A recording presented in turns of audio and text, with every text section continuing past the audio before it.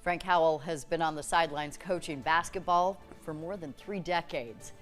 The game has been the love of his life. And Coach Howell believes basketball, in turn, is helping extend his life. WHO 13's John Sears has the story. All right, here we go. Champions on 3. 1, 2, 3. Champions! Central Decatur head coach Frank Howell is a sponge for the game of basketball. Good, good. Look at the rim. Good, good, score. Good. There's always a different scenario, which is both exciting and maddening at the same time. All the effort plays, okay? Every time, let's get it. He's just got a love and a passion for watching, teaching, enjoying the game that you don't see out of a lot of people. Get up. Good rebound, good rebound. Nice. Pretty much his #1 passion in life. It was his passion before I met him. Howell has coached the game of basketball for over 30 years. Early stops at Dallas Center Grimes and Audubon. Then he racked up loads of wins at Cedar Rapids, Washington. Frank even spent 4 years at the collegiate level at Graceland. I think that I've been fortunate from the standpoint that I've had such a variety of experiences. He's got, notebooks all over the house filled with plays from different teams. And now that we're getting open, we're knocking down shots, okay? Frank has already been inducted into the Cedar Rapids, Washington and Iowa Girls Coaching Hall of Fames. He has twice as many wins as losses and plenty of lessons. Sometimes the best lessons and the most meaningful times are going to come from maybe a loss down the stretch in a heartbreaking moment. Recover, recover, recover. Frank is in his 2nd season at Central Decatur, but back on September 12th, his life changed forever, and many people weren't sure if he would ever be able to coach again. And Sunday night, we were just sitting in front of the TV, and all of a sudden he just started to have a seizure. It's tough for me to be in that moment to describe that to you because it was a severe situation with my brain. And that was probably the most stressful, worst thing that's ever happened to me in my whole life. So, rushed to Des Moines, doctors found a brain tumor. Surgery scheduled immediately. It's like a nightmare. You're just thinking, did I dream this? Is this really still happening? Do I really still have to go back to the hospital? And surgery was a success. The tumor, glioblastoma, an aggressive form of brain cancer. I was in a hotel room in Illinois somewhere in shock, and my first concern was my friend.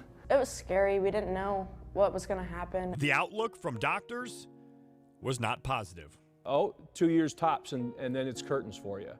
And that took me a little while. Try to ignore them just for your own sanity, because you don't want to believe that what they're saying is true. You start thinking about your own family. I've got 2 daughters, a 9th grader and a 7th grader.